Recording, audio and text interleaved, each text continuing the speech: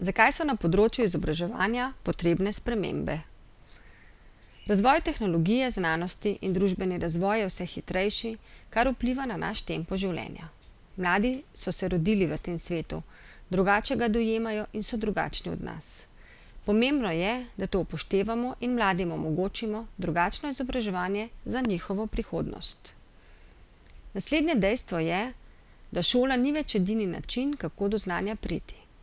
Vse bolj se prepleta formalno in neformalno izobraževanje. Izobraževanje in učenje postajata vseživljenjska procesa v današnji družbi. Gre za učenje, za življenje in za poklice. In kakšni so poklici prihodnosti? Že danes velja, da za uspešno opravljanje dela potrebujemo vse širšo paleto znanj.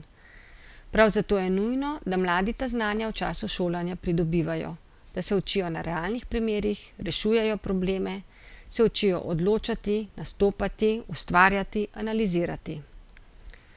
Tudi razvoj tehnologije je vse hitrejši. Spreminja se način komunikacije in druženja ljudi. Vstopamo v virtualni svet, ki zmanjšuje razdalje, omogoča povezovanje, odpira izobraževanje. Odprto izobraževanje od podpori digitalnih vsebin in tehnologije omogoča oblikovanje lastnih učnih okolij, kar pomeni učenje kjerkoli in kadarkoli.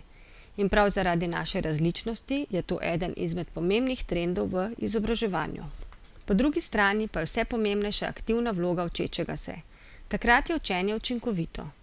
Sodelovalno delo je eno izmed dobrih načinov učenja, primerno za razvijanje veščin ustvarjalnosti, kritičnega razmišljanja, problemskega učenja in za pripravo ljudi na vedno bolj sodelovalen svet dela. Ena izmed možnosti sodelovalnega dela je tudi ob uporabi igrifikacije. Zavedati se moramo, da ustvarjalni ljudje veliko prispevajo k razvoju družbe. Ustvarjalno razmišljanje je dodana vrednost znanju.